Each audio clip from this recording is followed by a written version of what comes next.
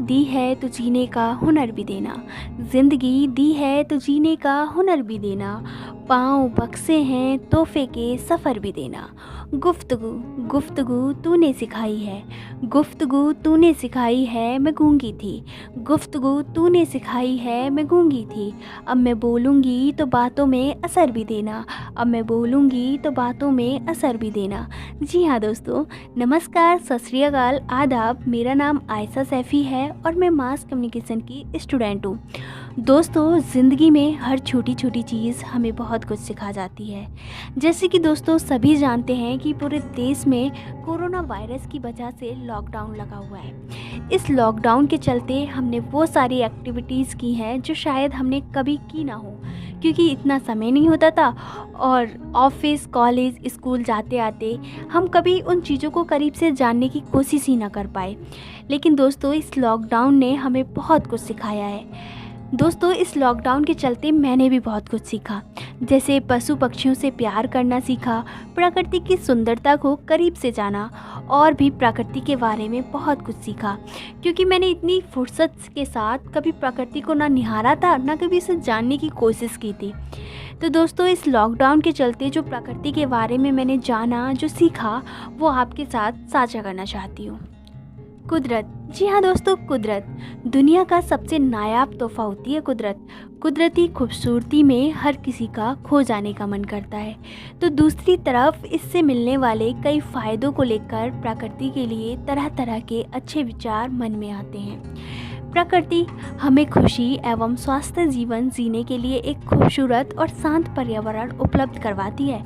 दोस्तों, कुदरत न सिर्फ हमें कई तरह के सुंदर फल, फूल, अद्भुत पशु पक्षी, लाभकारी जड़ी बूटियाँ आदि उपलब्ध करवाती है, बल्कि यह जंगल, नदियाँ, पहाड़, धरती आदि तमाम प्राकृतिक चीज़ों का लाभ भी देती है।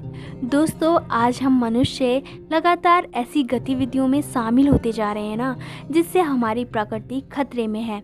जैसे कि मनुष्य द्वारा जानवरों का शिकार करना, पेड़ों को काटना, वायुमंडल में जहरीली गैसों का छोड़ना, नदियों को दूषित करना आदि। दोस्तों, ये तो एक मतलब आम समस्या बन के रह गई है, जो कि हम मनुष्य के द्वारा करी जा रही है।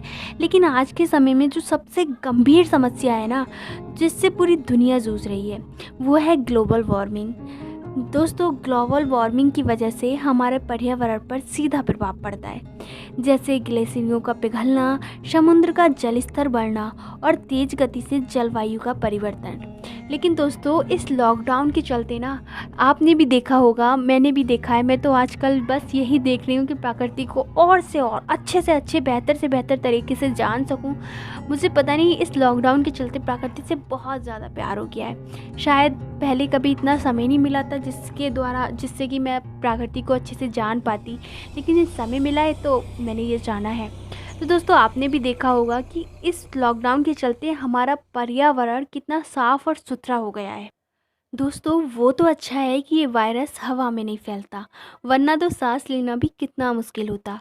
तभी तो कहते हैं कि हम इंसानों को प्रकृति से ज़्यादा छेड़छाड़ नहीं करनी चाहिए, पेड़ पौधे नहीं काटने चाहिए, पशु पक्षियों को नुकसान नहीं पहुंचाना चाहिए, यहाँ तक कि उनको कैद कर कर भी नहीं रखना चाहिए।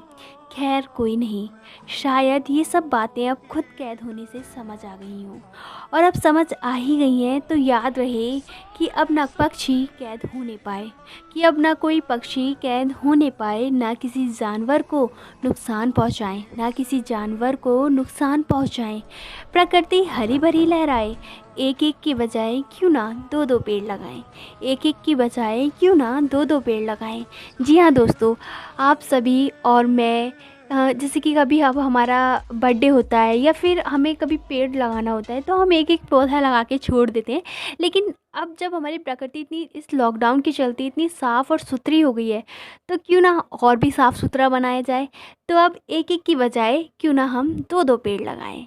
जी हाँ दोस्तों, और उम्मीद करती हूँ आप सभी अभी इस वक्त अपने अपने घरों में होंगे और सभी सेफ होंगे, इसलिए स्टे होम, स्टे सेफ।